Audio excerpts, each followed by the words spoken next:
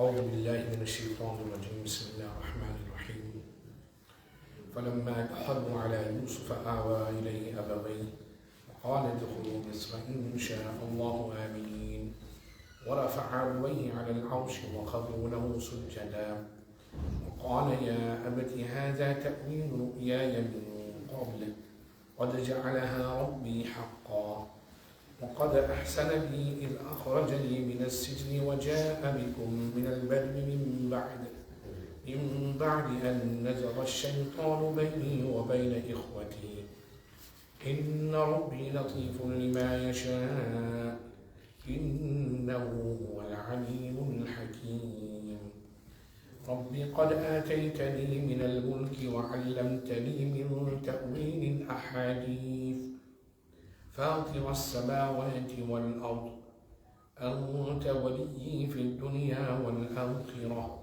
توفني مسلما وألحقني بالصالحين صدق الله العظيم وصدق رسوله النبي الكريم.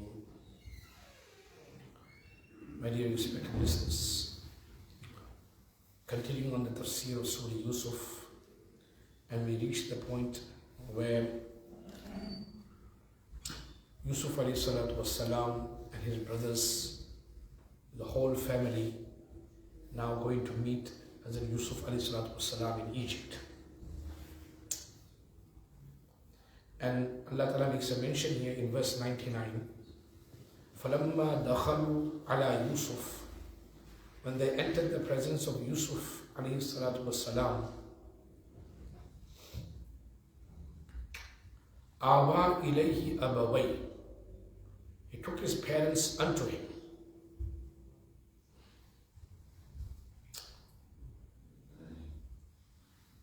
Now, as Yusuf alayhi salatu wassalam, when he told his brothers to bring the family, he meant the entire family, meaning their parents, wives, children, all of them. So all 11 brothers left for Egypt with their wives, with their children. And upon hearing of their approach, Hazrat Yusuf ﷺ welcomed them outside the city. In them days, what they used to do, any mehman and guests used to come, they'll go to the border of the city, and when the mehman come, they'll actually welcome them. It was a way of hospitality. Sometimes we go right to the airport. A long-lost family member we haven't seen for many years, we all want to go to the airport, get excited. When we were young, we were very excited. Now no one wants to go. When you go, quickly pick them up. In the 80s, I still remember going to the airport. It was like, wow, it was like a big trip, holiday trip. And we all wanted to go and see our family and relatives. Because in them days, traveling was not done frequently. So any rishtadar and family members would come, would be eager to go, excited, meet them at the airport, subhanAllah. Because that first response when we see our family members, and subhanAllah, is a great feeling, subhanAllah. And there's nothing wrong in that. In the beginning, there's nothing wrong in that.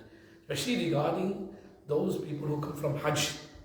And there's a hadith where those people who come from Hajj, you should welcome them and give them a good welcoming. And I've noticed in certain cultures what they do, all the family, everyone, they go to the airport. And when they come out from the Hajj, subhanAllah, flowers and everything. I remember many years ago, I think 10 years, when I went for Hajj, one group, mashallah, and one particular community was with us.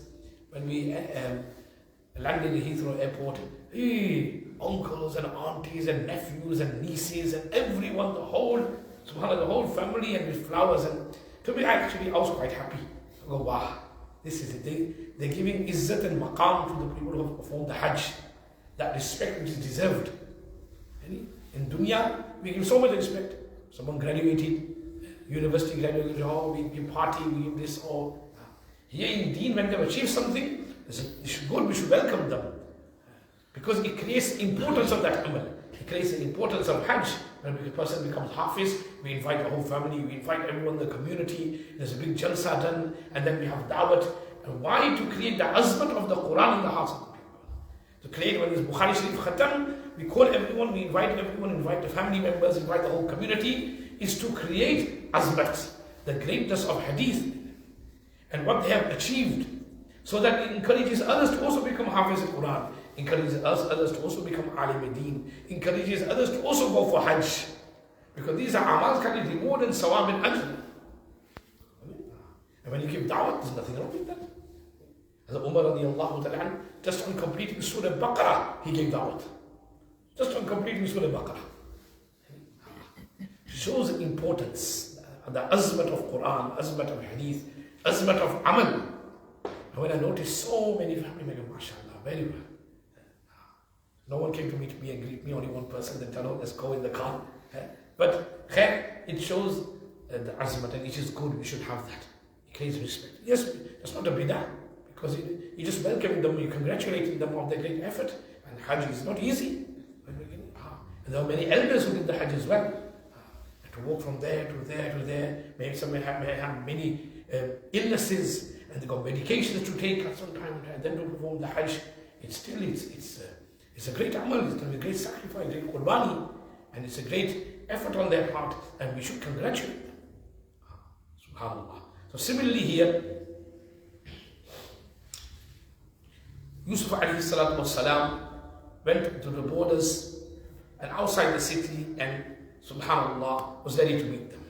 So he took his parents unto him and said, Udkhulu Misr, enter Egypt, insha'Allahu aminin, in safety if Allah wills. You come enter Egypt, inshallah you'll be protected, you'll be safe if Allah wills. And all the Anbiya used to always say insha'Allah, insha'Allahu aminin, insha'Allah, subhanallah. No matter what amal we do, always say insha'Allah. Because at the end of the day, we can do all the planning, but it will only happen if Allah wills. So many times it's happened, isn't it? We done all the planning, and next minute, last minute, flight cancelled. Last minute, someone passed away. Last minute, something does happen. Why? Everything happened by the will of Allah subhanahu wa ta'ala. So when that happens, last minute, flight cancelled. Last minute, someone passed away. What do we normally say? Inna lillahi wa inna ilaihi raji'un. Because everything happens by the will of Allah subhanahu wa ta'ala. By the mashiat of Allah. So even here, subhanallah, Hazrat Yusuf alayhi salatu wasalam said, insha'Allahu aminin, enter Egypt in safety if Allah wills.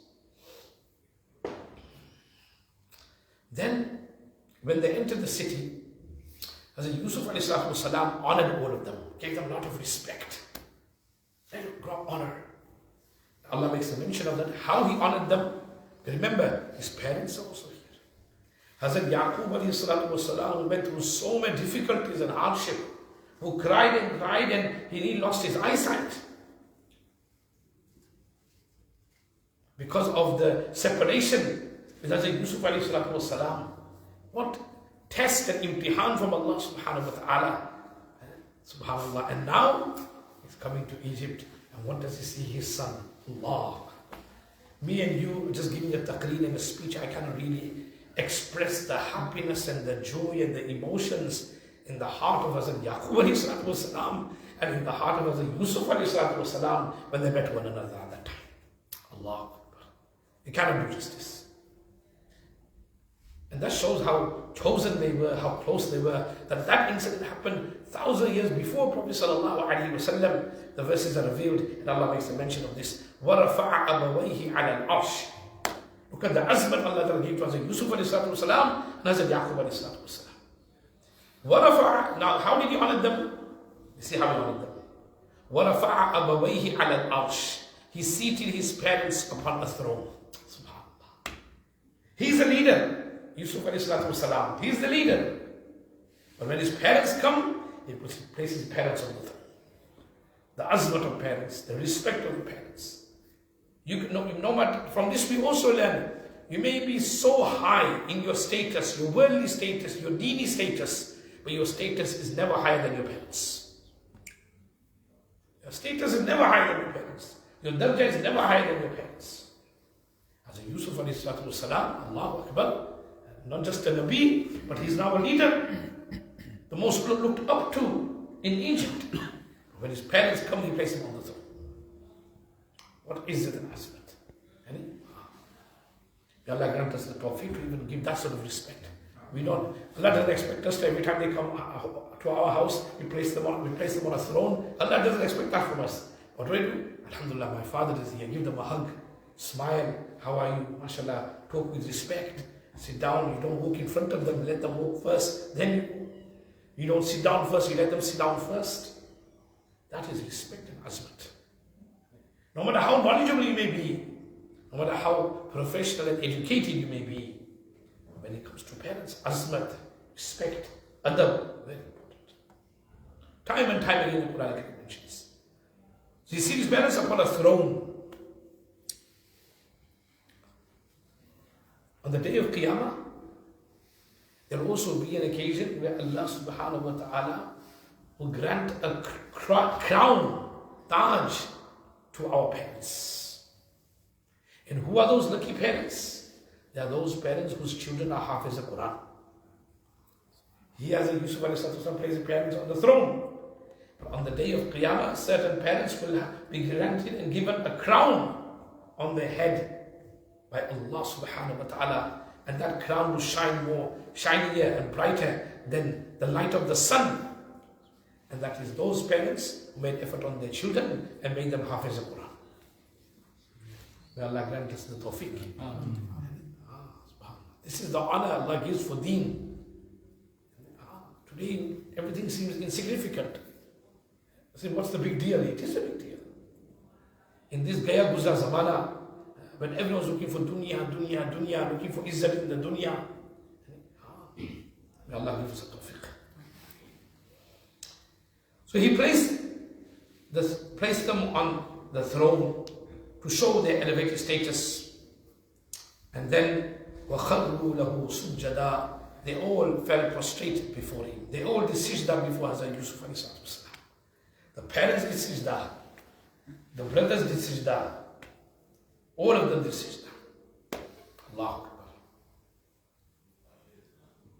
Prostrating and doing sajda in front of a person as a token of respect and honor was allowed in the previous nations, was allowed in the previous Sharia. But for this ummah, the ummah of Rasulullah sallallahu alaihi wasallam, it is not allowed. In our Sharia, doing sajda before any creation is haram. Be it out of worship, be it out of respect. Bear that in mind. So this sajda of all the brothers was the realization of the same dream that Hazrat Yaqub ﷺ never wanted Hazrat Yusuf ﷺ to disclose to his brothers, feeling that they would attempt to harm him.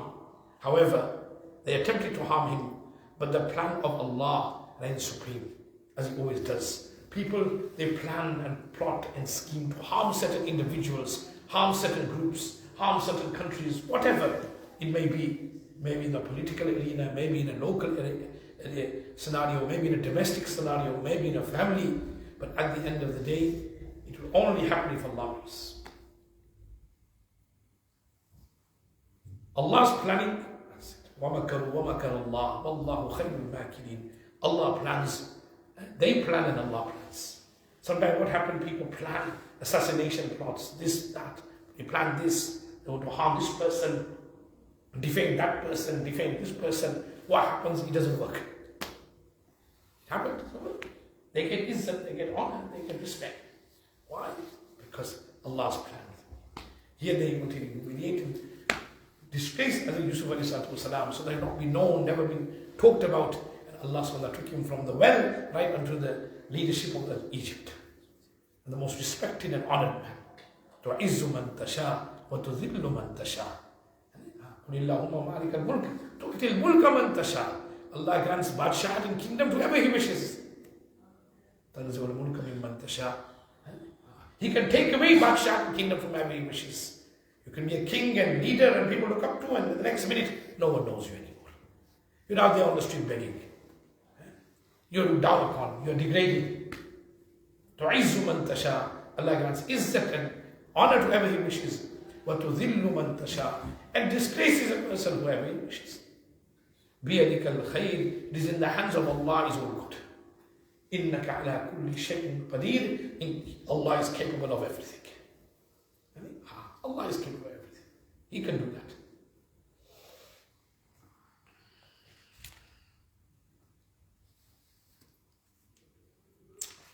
Further on, وَقَالَ يَا أَبَتِي هذا تأويل رؤياي من قبل قد جعلها ربي حقا.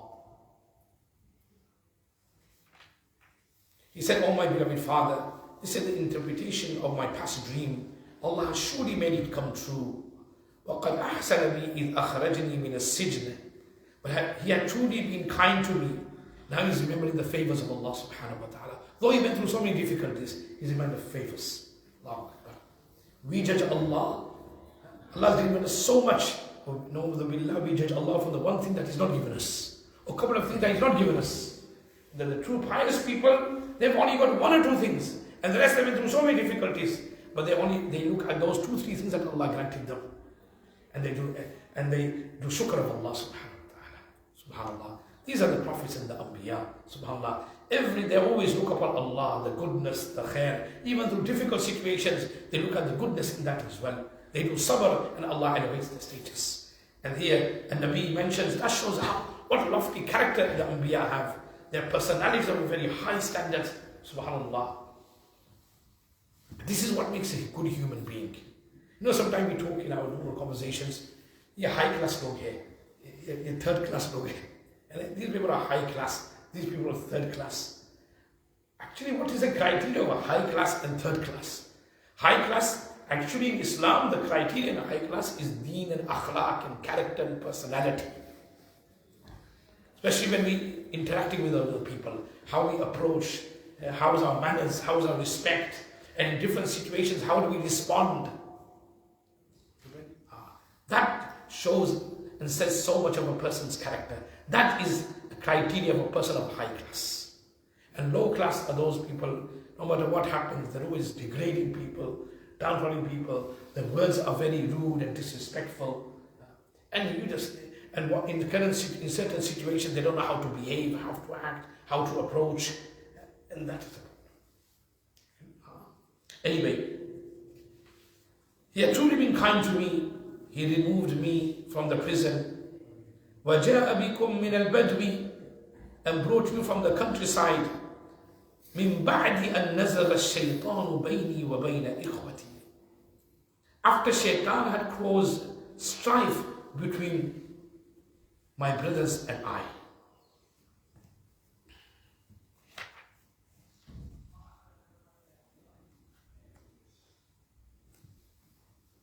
Couple of things here. Allama Alusi rahimahullah in his book Ruhul Ma'ani reports that the historians mention that when Yusuf ﷺ refers to his mother here as well as obviously the parents, the father and the mother, either it was the real mother of Hazrat Yusuf ﷺ is referring to, as mentioned in this verse. Others maintain that his real mother was deceased, after which Hazrat Yaqub ﷺ married her sister. Therefore, his stepmother is referred to wherever mention is made of his parents. Wallahu alam, Allah Ta'ala knows best.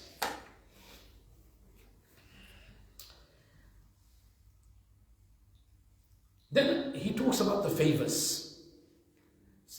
That Hazrat Yusuf ﷺ talks about many things, but he did not mention his escape from the well. What he mentioned, 2 things here worth looking at. First of all, how he was removed from the prison and the strife between him and the brothers.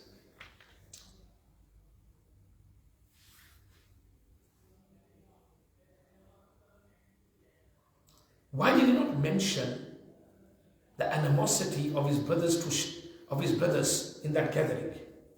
He referred that animosity to Shaitan.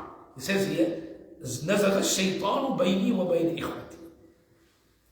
After Shaitan has caused strife between my brothers and I. The reason for that was, a couple of reasons I might mention. He attributed the animosity of his brothers to Shaitan so that they are not embarrassed any further. They already went through a lot of embarrassing situations and he had already forgiven them. Earlier verses mentioned he forgiven them. So there's a lesson from the Qur'an Kareem is that after forgiving someone, then you don't taunt them again. After forgiving someone, you forget. You don't taunt them, you don't embarrass them again, you don't bring that same mistake they've done and the harm they had done to you after you've already forgiven them, you don't mention that again. That's why there's a saying in English, forgive and forget. A lot of people, they forgive but they don't forget. They don't forget. So they've forgiven you, and then he said, but I still remember you did this. Your family did this. You did this.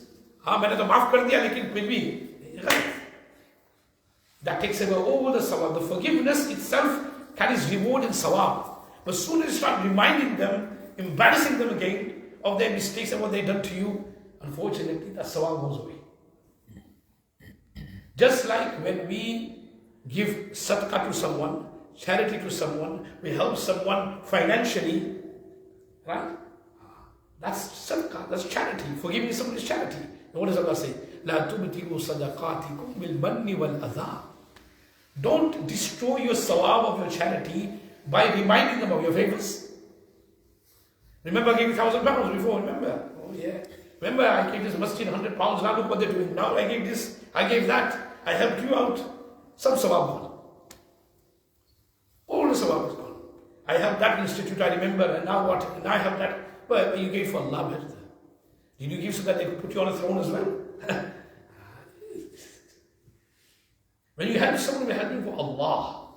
That is a test from Allah. Allah wants to test your sincerity.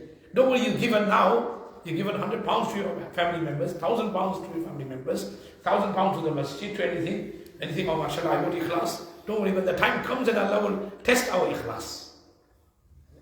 Then we don't remind them of our favors, we remain silent. Allah mentioned, لا تبتلوا صدقاتكم بالمن والأذى. Don't waste the sawab. Then all your sawab is gone. All that effort you made is gone. So it's not befitting to remind them again, to taunt them, ridicule them. Allah. And another thing mentioned here is that he refers the animosity of his brothers towards him. He doesn't mention the name, he mentions shaitan. نَزَغَ الشَّيْطَانُ بَيْنِي وَبَيْنَ إِخْوَتِي. He says the shaitan caused this. Not my brothers, shaitan. From this what do we learn? Shaitan is the one who sows the seed of disunity and disruption in every dispute. Especially in families.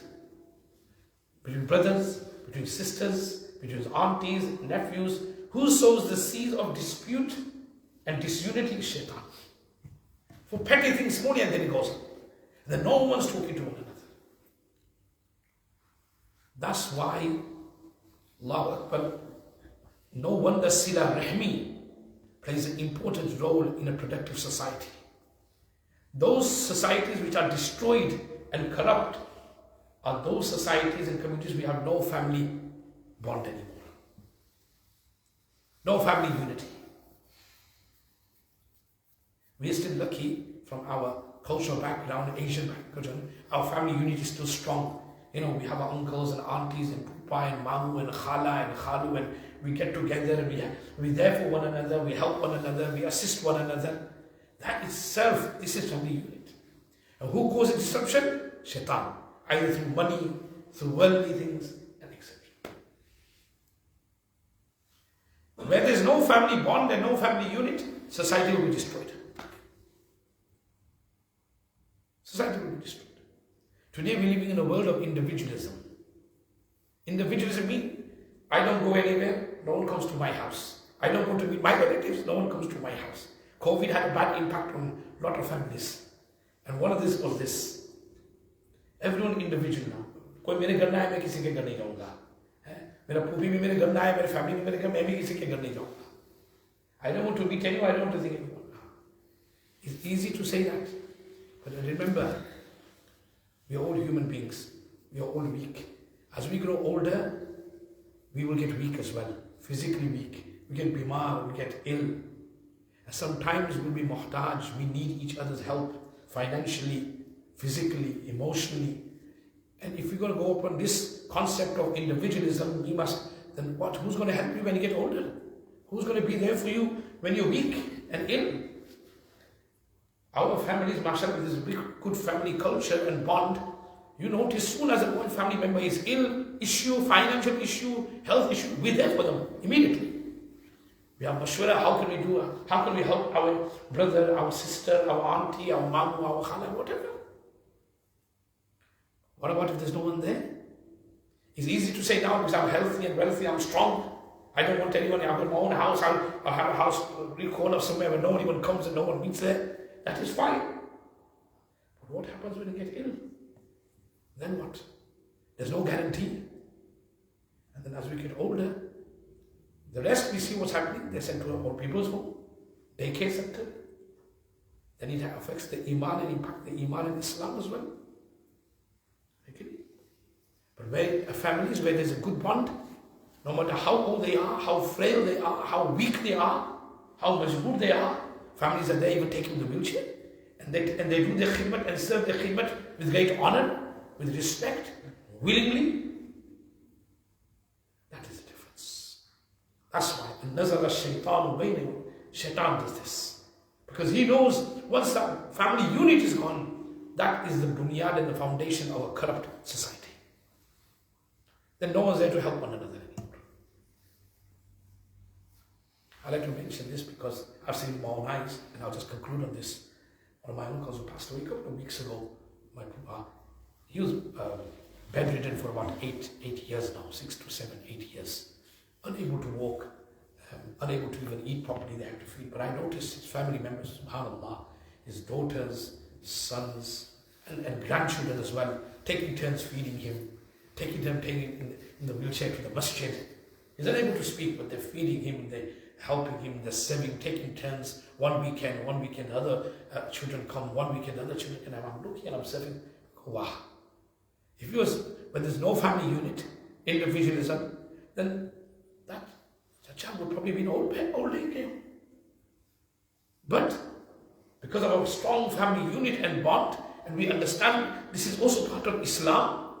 Islam teaches this. MashaAllah, because the grandchildren taking honor in feeding the grandfather. We got the children and the girls and the daughters, they're married yet. They're helping and serving. It's not easy. You have to change their clothing, and you have to hold them when they're walking, and so many things. But because of good family unit, Ya Allah Azza wa Jal, grant us the true understanding of this. True understanding of this. Prophet Sallallahu Alaihi Wasallam, subhanAllah, mentions this hadith. وَوَصَلَ اللَّهُ. He who joins ties, Allah joins ties with them. If Allah joins ties with me and you, subhanAllah, what more can you want? So joining ties, a family unit itself is a great honor for anyone. Allah grant us a true understanding of this and abstain from individualism. Yes, there are times a person needs to be alone, needs to think about himself, his family, whatever, seclusion. Sometimes we need to think about pondering on Allah subhanahu wa ta'ala, greatness of Allah, seclusion. Sometimes a person needs time to himself as well, nothing wrong with that. But to take it to such a level where he doesn't want to meet anyone and greet anyone anymore, he doesn't like people coming and they don't like people going, if that continues, what's going to happen to our children? Nowadays, we even know even our friends or our family members. Not just family, but even friends of family members. Yes, 30 years ago, they were very close to our family members in India, in Pakistan, in Bangladesh, and they're from the same village. Yes, we know them very well. Nowadays, you ask a child, they don't know. They know the grandfather, that's subhanAllah. After that, no idea. And as it continues, as the zamana continues, Allah knows what will happen. So may Allah Tabarak, it's all the duty of the elders to teach this to our children. Madrasa is there, but we have to teach this to our children. Who our uncles are, aunties are, puppies are, how they're related. What is it? It creates a good family bond and create that sort of interest in our children as well. So when they grow older, they also keep that connection as well. Allah give us the tawfiq. Allahumma salli ala Sayyidina Muhammad wa Sayyidina Muhammad wa barik wa sallim. Subhanallah wa bihamdihi, subhanaka Allahumma wa bihamdika, ashhadu an la ilaha illa anta